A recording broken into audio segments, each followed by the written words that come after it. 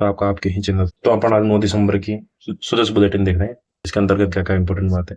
सबसे पहले अपन बात करें राज्यपाल श्री हरिभाऊ बागड़े पंजाबी। तो ये अपने गरिमा वही अपने शुरू हो गया। मैंने कहा था जब तक प्रवासी राजस्थान दिवस मन नहीं जाएगा तब तक रुकेंगे नहीं, झुकेगा नहीं साला। तो 10 दिसंबर को मनाया जाएगा। कहाँ पर? JECC अपने सीतापुर साइड है। जेईसीसी में मनाया जाएगा। बिल्कुल इंपॉर्टेंट, ये तो बिल्कुल एक एक चीज याद रखनी चाहिए। 10 दिसंबर को मनाया जाएगा। कौन सा नंबर का है? फर्स्ट राजस्थान प्रवासी दिवस है। कहाँ पर मनाया जाएगा? JECC के अंतर्गत मनाया जाएगा। तो इसमें बात भी कौन कौन शामिल होंगे? तो अपने यहाँ पे गुलाब चंद कटारिया, हरिभाऊ बागड़े अपने राज्यपाल, पंजाब के राज्यपाल है। अपने यही के पहले नेता प्रतिपक्ष रह चुके गुलाब चंद कटारिया जी बीजेपी पार्टी से हैं, तो आपको पता ही होगा। केंद्रीय मंत्री मनोहर लाल, पीयूष गोयल, भूपेंद्र यादव, जयंत चौधरी, अनिल अग्रवाल, रवीर सिन्हा, ये सभी यहाँ पर शामिल होंगे। तो इंपॉर्टेंट बात क्या है यहाँ पर? इंपॉर्टेंट बात है सबसे पहले 10 दिसंबर को कहाँ पर? जेईसीसी में प्रोग्राम आयोजित होगा। प्रवासी राजस्थानी नीति के साथ ही निवेश प्रोत्साहन से जुड़ी नीतियों का भी अनावरण किया जाएगा इसी दिन। सबसे पहले तो कौन सी? प्रवासी राजस्थान नीति। बाकी निवेश से जुड़े हुए भी अन्य नीतियों का। तो ये अन्य तो फिर देखेंगे अपन जब लॉन्च हो जाएगी। 10 से ज्यादा की बात चल रही है भाई। 10 या 10 से 11 12 कुछ भी हो सकती है। 10 के आसपास की बात चल रही है। ये बात होगी अपने पास। इसके अलावा और अपन बात करें तो यहाँ पर वही देखो, अभी अपन ने पिछले यूनिटों में बात की थी अपन ने 9 तारीख के में, शायद 9 क्या 7 या 8 के में, कि 26 राजस्थान चैप्टर है। किसके अंतर्गत? राजस्थान फाउंडेशन के अंतर्गत 26 चैप्टर है। तो कम तो किसके हैं? इंटरनेशनल भाई। कोई भी दूर कम खोल पाएगा, पास में ज्यादा खोल पाएगा। तो यहाँ पर अपने पास राजस्थान में तो कितने हैं? राजस्थान क्या, भारत में तो कितने हैं? 14 चैप्टर घरेलू। भारत में तो कितने हैं? 14। और इंटरनेशनल पे कितने हैं? 12।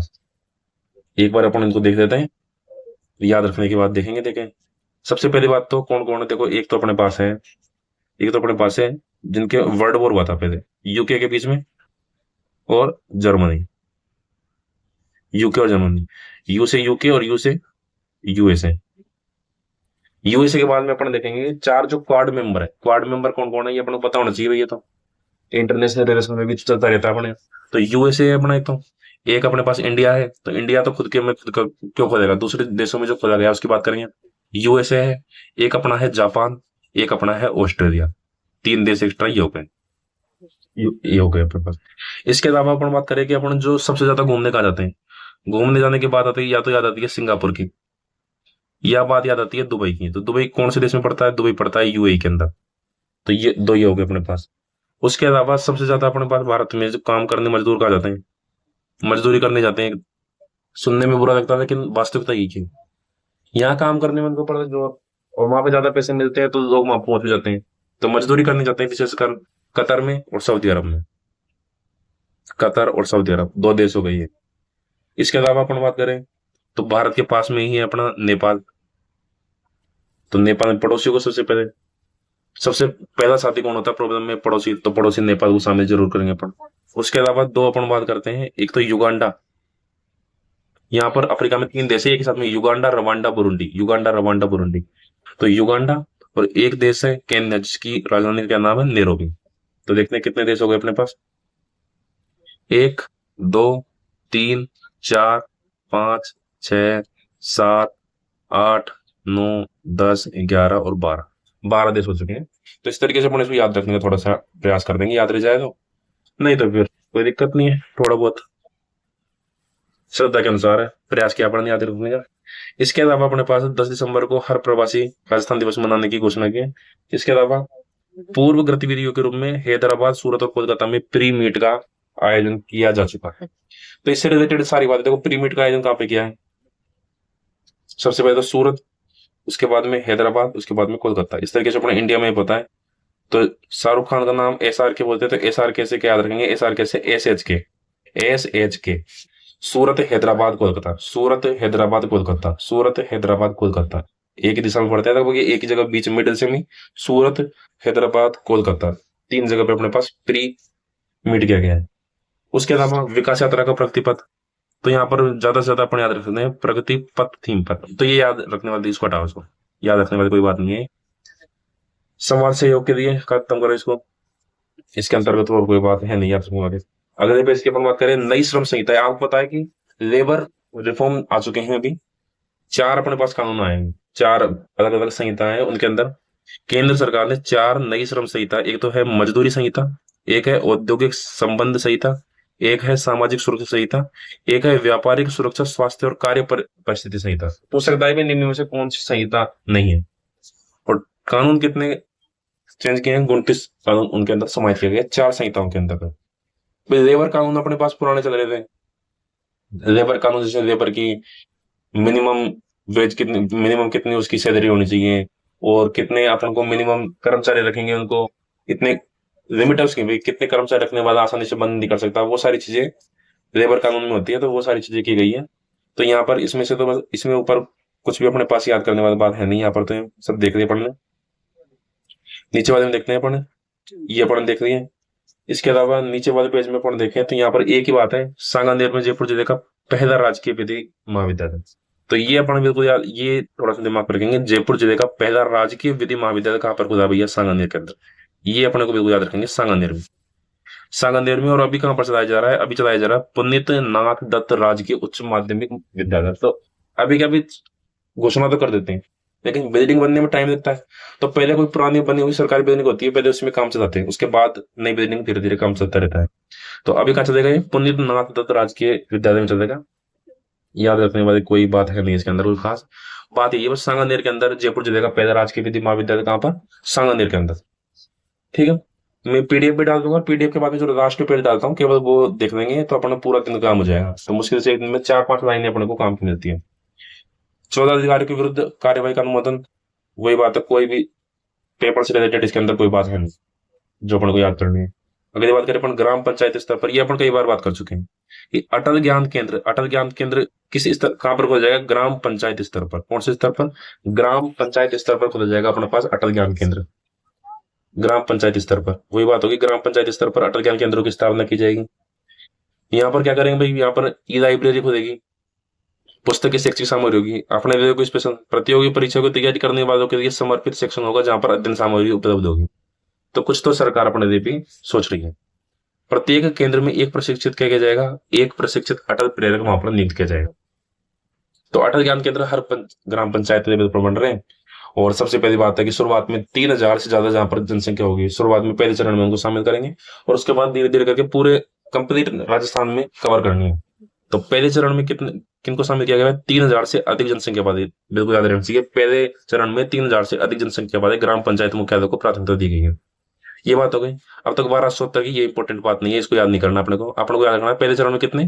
3000 से अधिक जनसंख्या वाले ग्राम पंचायत मुख्यालय को इसमें शामिल कर रहे हैं। ठीक है, इसके अलावा और नीचे तो यहाँ पर पुनर्गठित राष्ट्रीय ग्राम स्वराज अभियान से मजबूत साझेदारी मिलेगी। तो पुनर्गठित राष्ट्रीय ग्राम स्वराज अभियान क्या होता है भैया? इसको हम थोड़ा सा नीचे लिख देते हैं। पुनर्गठित राष्ट्रीय, पुनर्गठित राष्ट्रीय,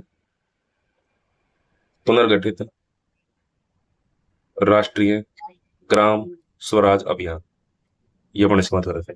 तो ये भी अपने पास क्या है? पंचायत, इस पंचायत लेवल पर जो आती है, मतलब ग्राम पंचायत, पंचायत समिति और जिला परिषद होती है, इनको अपन को एक तरीके से इन ब्लॉक लेवल पर, पंचायत लेवल पर, जिला लेवल पर, तीनों स्तरों पर जो अपने पास पंचायती राज संस्थाएं, उनको मजबूत बनाना है इसका उद्देश्य। किसका? पुनर्गठित राष्ट्रीय ग्राम स्वराज अभियान का।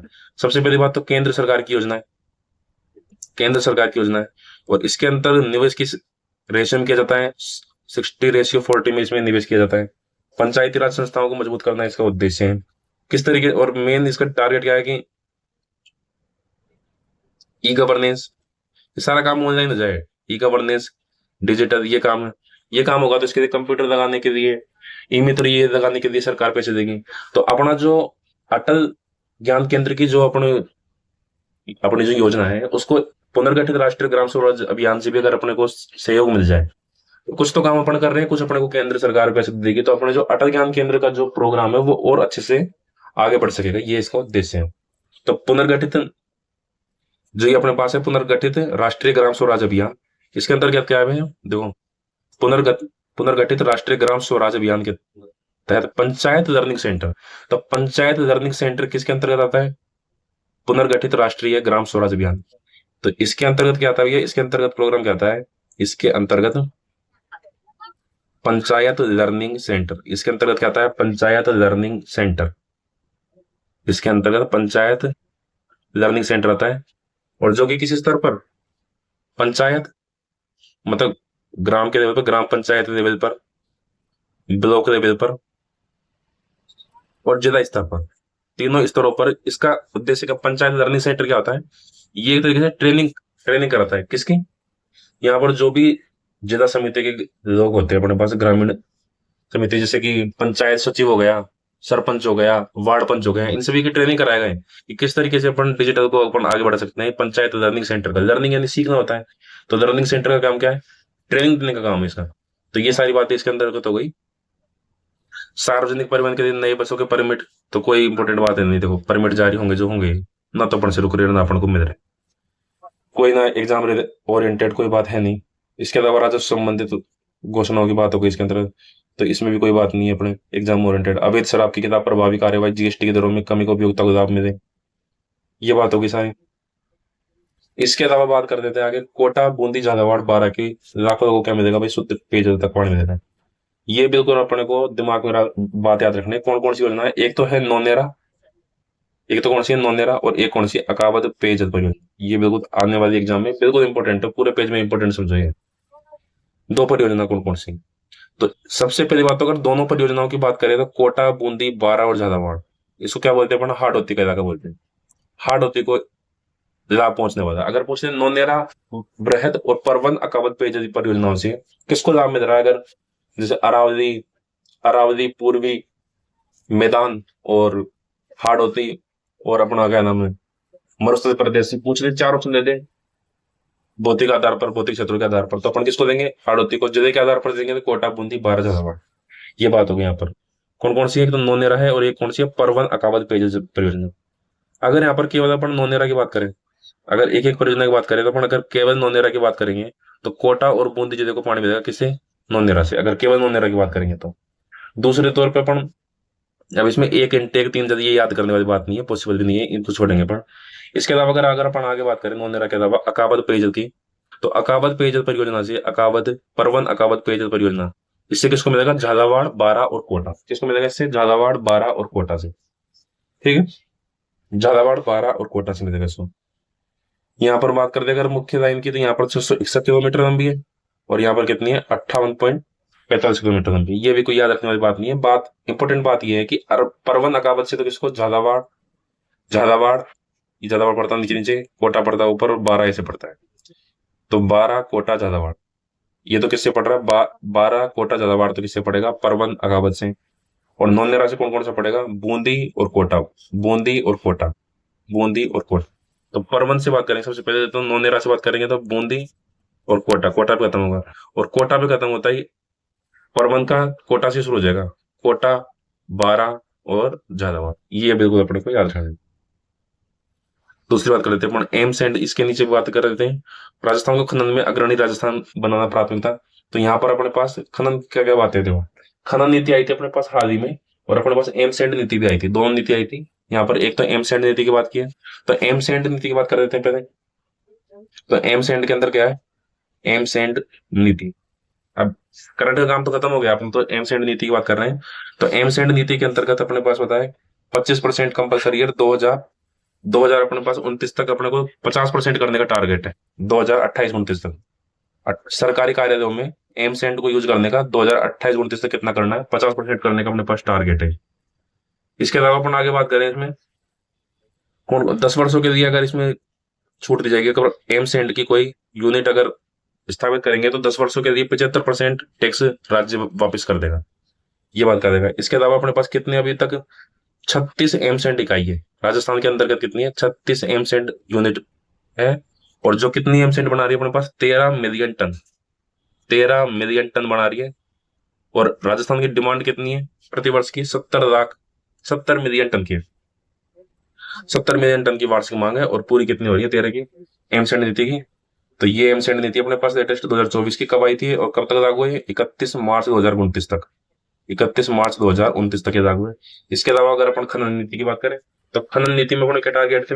अभी अपन खनन कर रहे हैं वर्तमान, इसके बाद कर देते हैं वर्तमान की कुछ टारगेट अपने 29-30 के, और कुछ टारगेट अपने पास 2047 तक के, जब तक विकसित भारत का अपना जो संकल्प है। तो सबसे पहले बात कर देते हैं भूभाग की। तो भूभाग वर्तमान में 0.68% है। 0.68%। 2029-30 तक का टारगेट है 1%। और 46-47 तक टारगेट है कि 2% जो भूभाग है कंप्लीट राजस्थान का, उस पर अपन क्या करेंगे, खनन का काम करेंगे। ये अपना टारगेट है भूभाग का। खनन की अगर अपन बात करें तो वर्तमान में अपन खनन करते हैं 58 प्रकार के खनिजों का। और 2046-47 तक अपना टारगेट है 70 प्रकार के जो खनिज है उनका अपन खनन करेंगे। उसके अलावा अगर अपन बात करें जीडीपी की, अगर अपन बात करें तो जीडीपी अभी 3.4%, 3.4% जो जीडीपी का हिस्सा है वो अपने को किससे प्राप्त होता है, खनन से प्राप्त होता है। अपना टारगेट है कि 2029-30 तक अपन 5% उसमें से प्राप्त करें और 8% 2046-47 तक। जब विकसित बनेगा अपना भारत तब तक अपने पास टारगेट है कि 8% अपन जीडीपी का जो भाग है वो किससे प्राप्त होना चाहिए, अपने को खनन से प्राप्त होना चाहिए। जीडीपी में योगदान कितना है, जीडीपी में योगदान 3.4%, 5%, 8%। राजस्व की अगर अपन बात करें, तो राजस्व अभी अपने पास कितना आ रहा है, 7500 करोड़ रुपए आ रहा है खनन से, 7500 करोड़ रुपए। 2029-30 तक टारगेट है अपने को इसको 3 गुना कर देना है। और 2046-47 तक अपना टारगेट है कि 1 लाख करोड़ रुपए, 1 लाख करोड़ रुपए किससे प्राप्त होने चाहिए, अपने पास खनन से प्राप्त होने चाहिए। फिर अपन बात करें रोजगार की, बात करें तो रोजगार का टारगेट है 2028-29 तक तो अपने पास 50 लाख रुपए का रोजगार, 50 लाख व्यक्तियों को रोजगार अपन को देना है। 2029-30 तक का टारगेट है। और 46-47 तक टारगेट है 1 करोड़ लोगों को रोजगार दे। ये अपने पास सारा समाप्त हो चुका है मैटर अपना 9 दिसंबर का। अब इसको अपन देख लेते हैं इस सारे पेजों में अपन ने इंपॉर्टेंट क्या क्या बात की है। तो पहले पेज की अगर अपन बात करें तो पहले पेज के अंतर्गत 10 दिसंबर को प्रवासी राजस्थान दिवस है। कहां पर हो रहा है, जेईसीसी में। जेईसीसी में हो रहा है प्रवासी राजस्थान दिवस। प्रवासी राजस्थान दिवस कहां पर हो रहा है, जेईसीसी में हो रहा है। 33 गणमान्य लोग अपन ने बुलाए वहां पर। ठीक है, 33 लोग अपन ने वहां पर बुलाए। इसके अलावा अपने पास 12+14 चैप्टर है। तो कम वाले कहां पर हो गए, इंटरनेशनल में। और ये कहां पर हो गए अपने पास, राज्य भारत के अंदर, अन्य राज्यों में। उसके बाद में अपने पास बात की प्री मीट की, तो प्री मीट कहां पर की, शाहरुख खान से याद रखेंगे, ASH सूरत, हैदराबाद, कोलकाता, 3 जगह पे अपन ने ये काम किया। ये अपना पहला पेज का मैटर सारा खत्म हो गया। उसके बाद अपन अगले पेज में बढ़े तो वहां पर अपन ने बात की श्रम संहिताओं की बात की। तो वहां पर अपन ने चार चार तो वहां पर श्रम संहिता थी और 29 कानून। 4 तो श्रम संहिता थी और 29 उनके अंदर कानून थे, ये बात की अपन ने। उसके आगे अपन बढ़े तो अपन को मिला कि सांगानेर में जयपुर जिले का पहला, जयपुर का पहला विधि महाविद्यालय, जयपुर का पहला विधि महाविद्यालय कहां पर खुला भैया, सांगानेर के अंदर खुला है। तीसरे पेज पे अपन पहुंचे तो वहां पर अपन ने अटल ज्ञान केंद्र की बात की, जो कि प्रत्येक ग्राम पंचायत स्तर पर शुरू किया जाएगा। और इसके अलावा पुनर्गठित राष्ट्रीय ग्राम स्वराज अभियान के अंतर्गत क्या मिलेगा अपन को, उसके अंतर्गत क्या आता है, panchayat learning centre, panchayat learning centre. तो उससे क्या होगा, अपने अटल ज्ञान केंद्र का जो प्रोग्राम है वो और मजबूत होगा। ये अपन ने बात की। अच्छा, पंचायत लर्निंग सेंटर में ट्रेनिंग किसको मिलेगी, पंचायती लोगों को, सरपंचों को। क्योंकि सरपंचों को पता ही है आपको, जैसे कि बहुत वोट होते हैं, बिल्कुल कोई कोई को छोड़ दे तो बिल्कुल एक बार सरपंच बनने के बाद में बाबूजी होते हैं, कोई काम करना इनका मतलब नहीं है। तो उनको ट्रेनिंग देना जरूरी है पंचायत लर्निंग सेंटर में। तो सरपंच, वार्ड पंच और मेंबर, पंचायत सचिव, इनको सबको ट्रेनिंग दी जाएगी किस तरीके से काम करना चाहिए, डिजिटल कैसे बने, वो सब चीजों के लिए। चौथे पेज पे अपन पहुंचे तो कोटा बूंदी बाढ़ के अंदर अगर अपन को दो, एक तो मिली नौनेरा, नौनेरा योजना, और एक मिली है अपने को परवन अकावत। क्या मिली है, परवन अकावत, परवन अकावत। तो नौनेरा से तो किस किस को पेयजल प्राप्त हो रही है, बूंदी और कोटा से। और यहाँ पर कोटा से खत्म करके बाकी आठ होते हैं, कोटा, बारा और झालावाड़। परवन अकावत से, परवन अकावत से किस किस मिल रहा है, कोटा, बारा और झालावाड़। इन तीनों को लाभ प्राप्त हो रहा है यहाँ पर। इसके अलावा अपन ने राजस्थान के खनन नीति की बात कर दी अपन ने और एमसेंड नीति की बात कर दी। तो इस तरीके से अपन 9 दिसंबर का थोड़ा सा पढ़ा था तो पूरा खत्म होता है। बाकी अपन ने थोड़ी एक्स्ट्रा बात भी कर दी। बहुत बहुत धन्यवाद आपका। तो चैनल को सब्सक्राइब करें, लाइक करें और लोगों को बताएं कि अपन किस तरीके से डेली की करंट को डेली खत्म कर रहे हैं, ताकि और लोगों का बताओ कर बजा तो हो बजा। इसी तरह से करते हैं आज की वीडियो खत्म। बहुत बहुत धन्यवाद।